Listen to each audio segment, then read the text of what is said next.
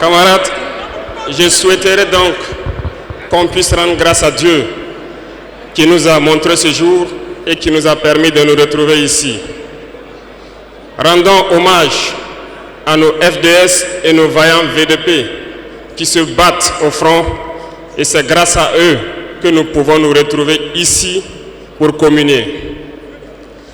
Rendons aussi hommage à vous, ceux-là qu'on a baptisés les Waïya, qui veillent jour et nuit.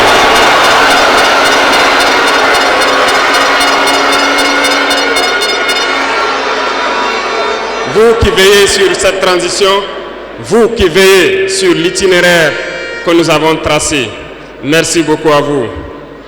Remercions ici donc nos autorités coutumières et religieuses qui ne ménagent aucun effort pour nous accompagner pour la mobilisation des jeunes à être engagés donc au sein des VDP qui aident les FDS sur le terrain. Merci beaucoup à tous d'être là. Nous ne pouvons pas faire une révolution sans communiquer. Certains diront qu'il ne faut pas trop parler, mais lorsqu'on ne parle pas, c'est la manipulation qui prend le terrain.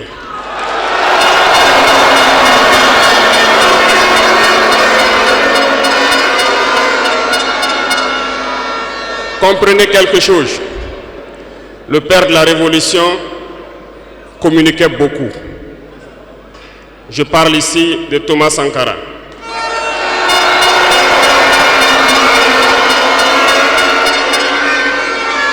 Dans l'un de ses propos, il vous disait ceci: l'impérialisme est un mauvais élève. Lorsqu'il est cherché de la classe, il revient toujours. Et je me souviens qu'à son adresse à ses compères donc de la CEDEAO, il disait que pour rompre le cordon ombilical qui nous lie à l'impérialisme, n'allez pas chercher une maïticienne d'État avec des doigts futés, un ciseau bien aiguisé pour rompre ce cordon.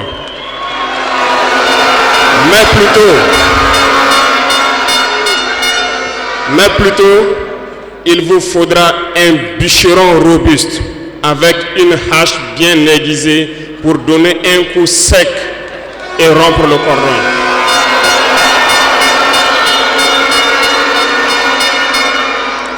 Cela veut tout dire. Je m'en vais vous expliquer un peu comment est-ce que l'impérialisme se comporte. Après l'assassinat du père de la Révolution,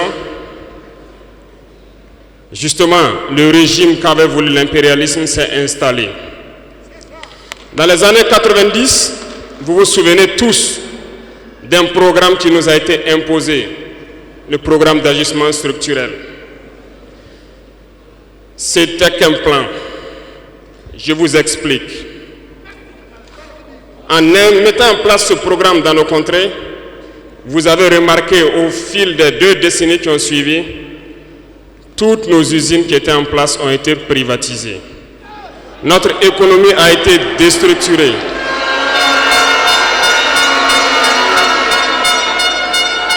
Ils ont mis en place un système néocolonial, un système de capitalisme sauvage qui ne profite qu'aux dirigeants et leurs amis, un cercle restreint.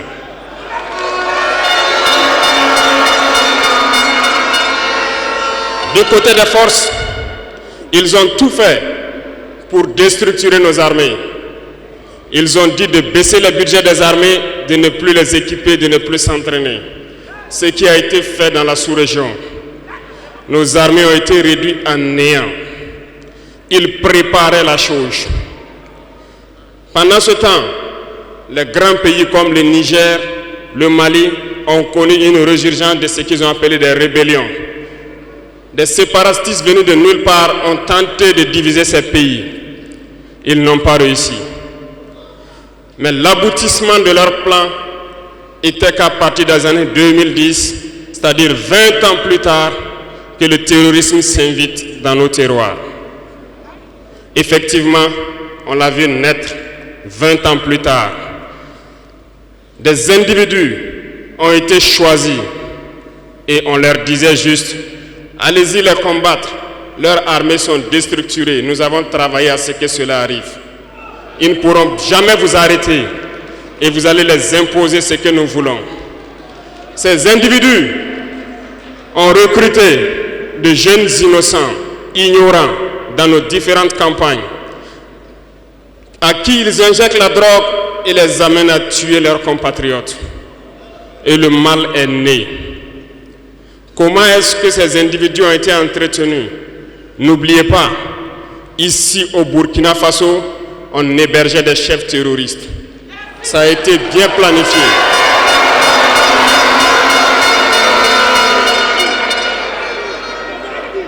Et comment y arriver? Lorsque ces terroristes vont se lancer, il y avait quelqu'un qui pourrait peut-être intervenir à la faveur de nos États. Je nomme ici le feu général Muammar Kadhafi. Il fallait l'éliminer. Et un beau jour, ils sont tombés sur lui. Ils l'ont éliminé. Ils ont encore eu dans ce plan l'ingénieuse idée de mettre toutes les soutes d'armement et de munitions à la disposition de ces terroristes qui devaient donc déstructurer notre sous-région. Le plan était parfait. Et dès lors, ils se sont mis en ordre de bataille. Ils ont commencé à descendre vers le sud. Nous nous souvenons encore, lorsque le régime en place à Bamako en son temps a fait appel donc à des forces étrangères. Il ne fallait pas plus que quelques heures qu'ils se déploient. C'était bien préparé. Ils se sont déployés et ils ont fait semblant d'arrêter le terrorisme. Et immédiatement, nous avons vu l'installation de plusieurs forces étrangères au Mali pendant 10 années. Pendant ces 10 années où le terrorisme était contenu au nord, s'est invité au sud et le Burkina Faso a été infesté à partir de 2015. Tout était bien planifié et bien pensé. Je me souviens encore quand nous étions à Ber, au nord de Tombouctou. On voyait donc des forces spéciales de ces pays-là venir nous dépasser, aller plus en profondeur. Et à leur retour, ils étaient tout rouges. Ils ont des petites machines de foreuses et bien d'autres équipements de géologie que nous contemplons. On se demandait où est-ce qu'ils gagnaient cette terre rouge, parce qu'en patrouillant autour de Ber, nous n'avons pas de terre rouge. Peut-être qu'ils creusaient, ils sondaient, nous ne savons pas de quoi il s'agit. Le ciel malien n'appartenait plus aux Maliens. Tout était bien pensé. Lorsque des gens qui combattaient sur le terrain ont fait aussi le constat, ont décidé à un moment donné de prendre les responsabilités et les voilà sortis de nulle part. On nous traite de putschistes. Nous ne sommes pas français, nous ne comprenons pas ce que ça veut dire.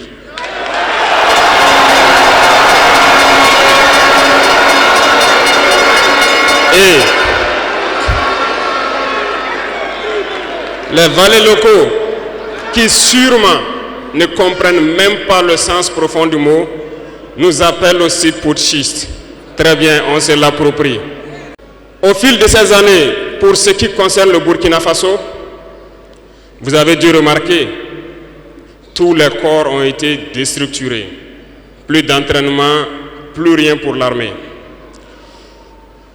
Ils ont imposé dans tous nos états-majors, toutes nos écoles et toutes nos structures stratégiques ce qu'ils ont appelé des conseils militaires.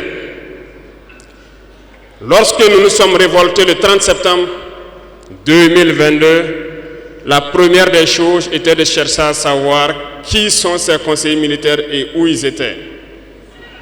Nous avons donc pu identifier que le mal est profond. Et la première des choses était de leur demander de quitter notre armée.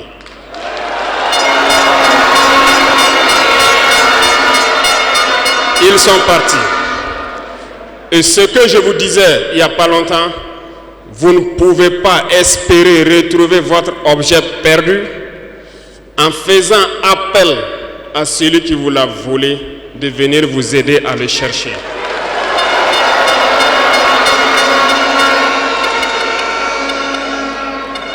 Il fallait dès lors décider, prendre des décisions courageuses. Ce que nous avons décidé de faire. Ça n'a pas été sans conséquence. Parce que lorsque nous avons déjà demandé aux conseillers de partir, nous avons senti des manifestations. On nous a fait comprendre qu'on ne pourra pas s'en sortir sans eux. Et à chaque fois qu'ils nous le disaient, ça s'est traduit par des attaques d'envergure sur le terrain. Nous avons bien reçu le message. Lorsqu'à l'orée donc de l'année 2023, nous avons décidé de dire donc aux forces étrangères présentes ici de partir parce que nous voulons lutter en burkinabé.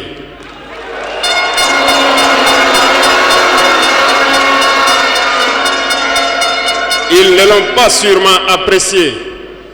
Mais pourquoi venir mourir sur nos terres pour nous? Nous préférons combattre nous-mêmes. Nous avons demandé à ce qu'ils retournent chez eux. Malheureusement, je vous le dis ici aujourd'hui, comme j'aime le dire, la colonisation est rentrée. Il y a des esclaves de salon qui n'ont toujours pas compris. En son temps, des officiers militaires nous ont écrit et nous ont approchés pour nous dire que c'était une très mauvaise décision et que nous n'allons pas tenir 2 mois. Des fiches ont été écrites. On nous a transmis ces fiches pour nous faire une analyse stratégique de leurs pensées. Nous avons dit, c'est soit nous sommes souverains ou nous restons esclaves à jamais. Effectivement, lorsque le dernier soldat a quitté le Burkina Faso, nous avons compris de quoi est-ce qu'il s'agissait. Les attaques se sont enchaînées immédiatement. Déou, Tinakov, Partiaga, ainsi de suite. Mais ce qu'ils avaient oublié, c'est que le peuple du Burkina Faso avait compris notre message et s'était engagé sur la même voie que nous.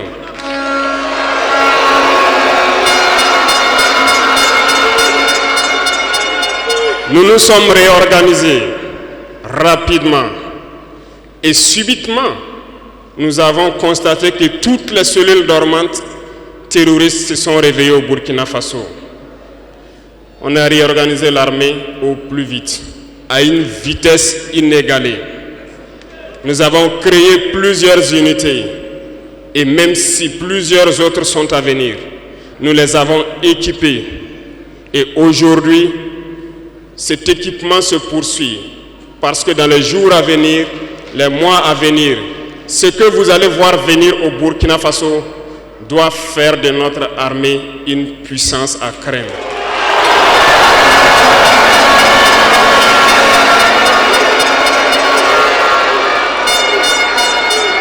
Nous n'allons pas lésiner sur les moyens. Nous avons compris que le combat qui est engagé contre l'impérialisme sera dur, très dur. Mais seuls les durs vont passer et les Burkinabés sont des durs. Et nous allons passer. C'est pour vous dire que l'impérialisme a tout son temps. Lorsqu'il veut déstabiliser, il regarde dans l'immédiat. Si ce n'est pas possible, il pose les jalons pour le faire dans 10 ans, 20 ans, 30 ans. Mais il n'a aucun intérêt à ce que nous soyons indépendants. Aujourd'hui, tout ce qu'ils souhaitent pour le Burkina Faso, c'est le chaos.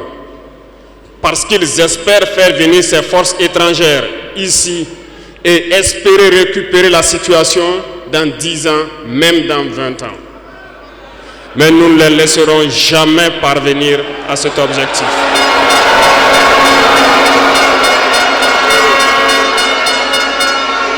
Voilà pourquoi nous avons mis en garde pendant plus d'1 an les valets locaux, les esclaves de salon, pour qu'ils ne trahissent pas leur patrie au profit de l'impérialisme. Certains ont compris, se sont rangés. D'autres n'ont pas compris, peut-être se croyant plus malins. Mais aujourd'hui, nous n'avons plus de sentiments sur ce volet.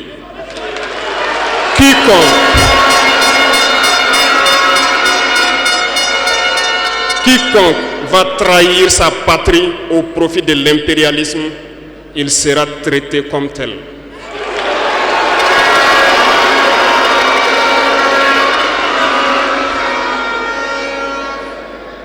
Revenant à notre fameuse CEDEAO. Depuis que nous avons décidé de quitter la CEDEAO, les esclaves de salon ont été actionnés partout. Ils veulent faire peur au peuple. Ils veulent faire peur à tout le monde. Dieu merci. Dans un passé récent, il n'y avait qu'une poignée de gens qui avaient droit à la parole. Sur les plateaux télé, c'est ce qu'ils se disaient qui étaient donc prêts pour évangile. Aujourd'hui, avec les nouvelles technologies, qui ont bien sûr des avantages et des inconvénients, tout le monde a droit à la parole. Et je pense que les Wanyis sont les premiers à confirmer cela.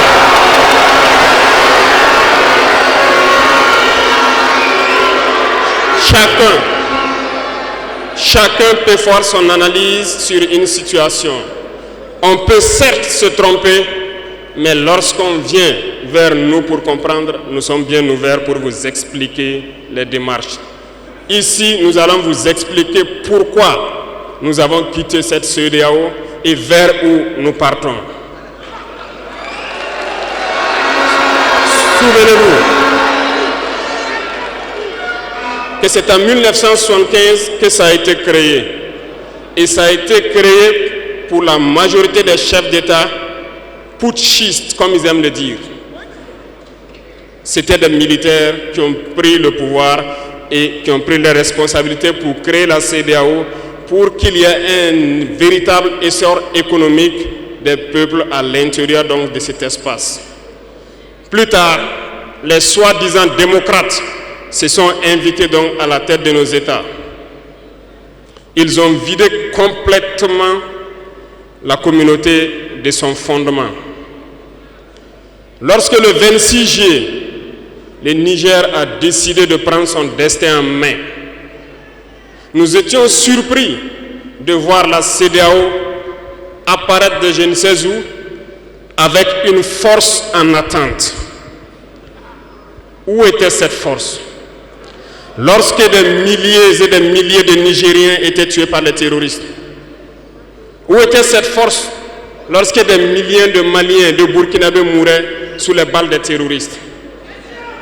Ils ont dit que par la force, ils allaient déloger donc les vaillants fils du Niger qui ont pris le destin en main du pays.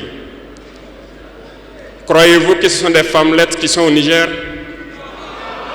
Il y a des combattants là-bas. L'armée nigérienne est guerrière. Ils combattent depuis des années. Ce n'est pas une armée de défilé ou une armée de maintien de paix. Et les armées de l'AES ont décidé de s'unir. Nous attendons cette force en attente.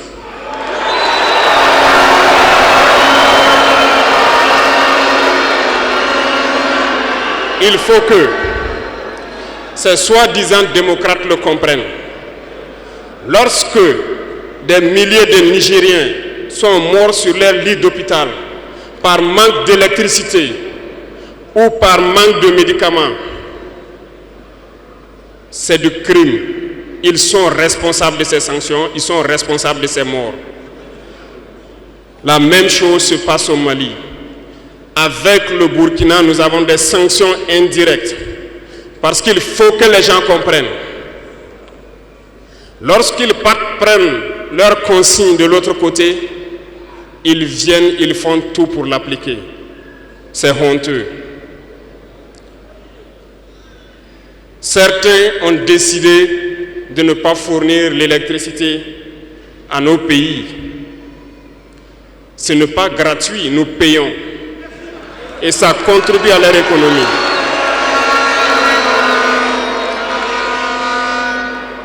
Ils ont essayé de faire souffrir le Mali. Et bien sûr, en faisant fi de tous les textes et de ne plus donner l'électricité au Mali, espérant que la population se révolte. Ça ne marche pas. Lorsque ça a duré, certains étaient obligés de faire payer leur propre peuple en augmentant le coût de l'électricité. Ça va encore augmenter.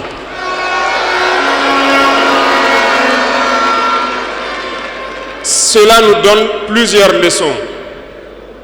Plusieurs leçons en ce sens que l'indépendance que nous prenons, la souveraineté que nous prenons, nous devons tout faire pour qu'elle soit. Ils nous ont donné de très belles leçons et nous avons très bien compris.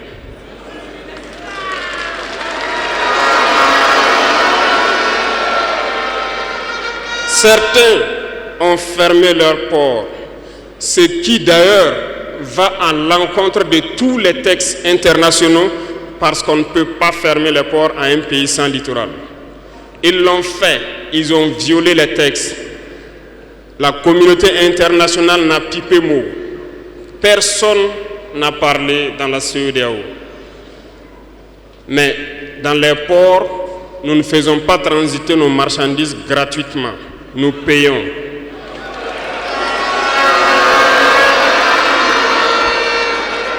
Et ceux-là qui le font récoltent aujourd'hui les pots cassés. Et je pense que c'est une leçon pour eux aussi, qu'il ne faut toujours pas appliquer les consignes de leur maître. Il faut qu'ils le comprennent pour toujours. La CEDEAO n'a jamais fait un communiqué pour féliciter une victoire de nos armées.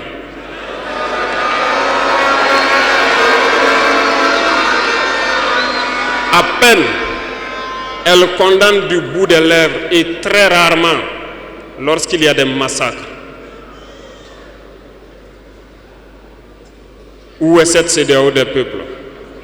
Bref, nous ne pouvons pas citer tout le mal qui a été fait à nos peuples, mais nous avons décidé en toute âme et conscience de nous retirer et de nous concentrer sur notre organisation commune qu'est l'AES.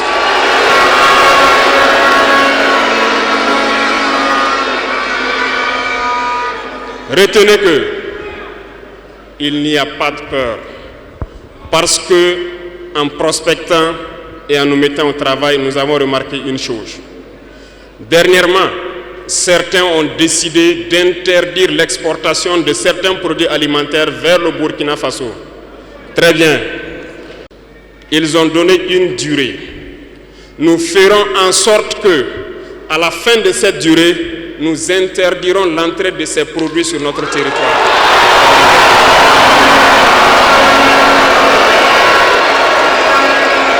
Nous sommes capables. Nous sommes capables et nous sommes très bien capables. Nous avons fait beaucoup d'expériences cette année et je peux vous assurer que sur le volet alimentaire, le Burkina peut être autosuffisant. Et nous avons de braves paysans. Nous mettrons tout en œuvre pour que nos paysans puissent labourer leurs terres et cultiver dignement. Et je mets au défi quiconque doute de cela, que si nous décidons aujourd'hui au Burkina Faso d'être dans 3 ans ou 5 ans premier exportateur de cacao, nous le serons.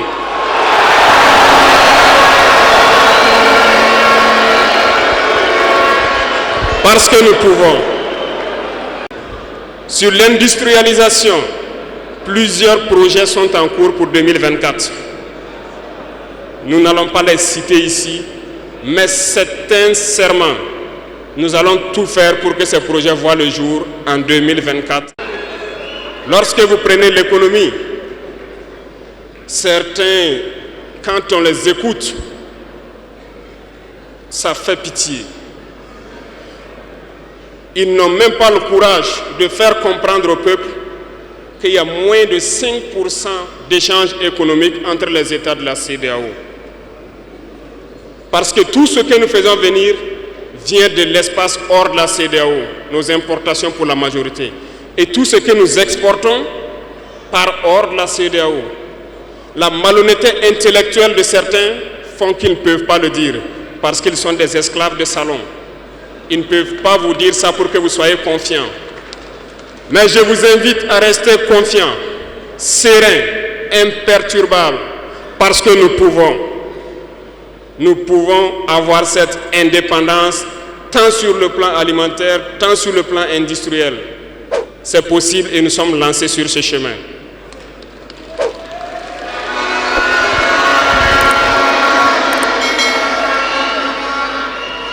Donc, les propos qui tendent à vous faire peur, qui tendent à semer la panique, il faut vous en départir. On se mettra au travail et nous allons y arriver.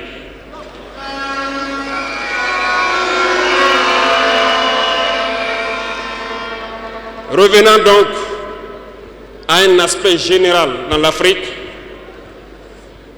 Thomas Sankara disait que l'esclave qui n'est pas capable d'assumer sa révolte ne mérite pas que l'on s'apitoie sur son sort. Cet esclave répondra seul de son malheur s'il se fait les illusions sur la condescendance suspecte d'un maître qui prétend l'affranchir. Seule la lutte libère. Et je m'en vais vous dire que si pour se libérer, un esclave se fait des illusions sur la providence d'une croyance que son maître lui a imposée pour le maintenir dans les ténèbres, il se fout le doigt dans l'œil. Il restera à jamais aveugle dans les ténèbres et ne verra jamais le jour.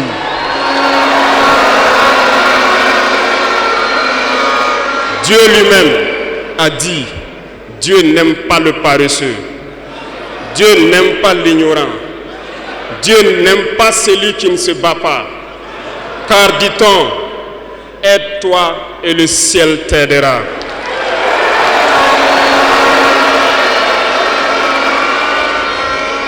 Et je ne passerai pas sous silence une partie du slogan donc des pionniers qui vivent aujourd'hui parmi nous. Oser lutter, savoir vaincre. Nous avons osé lutter dans l'AES et nous saurons vaincre. N'ayez aucune crainte. La veille citoyenne que vous avez engagée, c'est un message à toute l'Afrique. Et le Burkina Faso est solidaire et soutient tous les peuples d'Afrique qui souffrent le martyre. Mais nous voulons aussi dire qu'il est temps que les Africains arrêtent de s'apitoyer sur leur sort, de se morfondre, de se lamenter. Il faut lutter. Ça ne viendra pas du ciel tout seul. Il faut lutter d'abord et Dieu va vous aider. Et le Burkina Faso est prêt à aider tous les peuples qui vont mener cette lutte.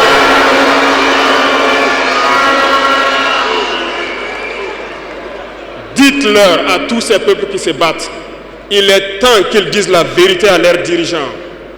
Au Burkina Faso, lorsqu'il s'est agi pour nous de contribuer donc pour que le FDS soit équipé, les députés n'ont plus de salaire aujourd'hui. Ils n'ont que des indemnités de session. Les salaires des ministres ont été diminués au maximum et le peuple contribue. Vous ne pouvez pas lutter et vouloir que les dirigeants soient dans un luxe insultant. Les peuples doivent se réveiller et exiger cela de leurs dirigeants.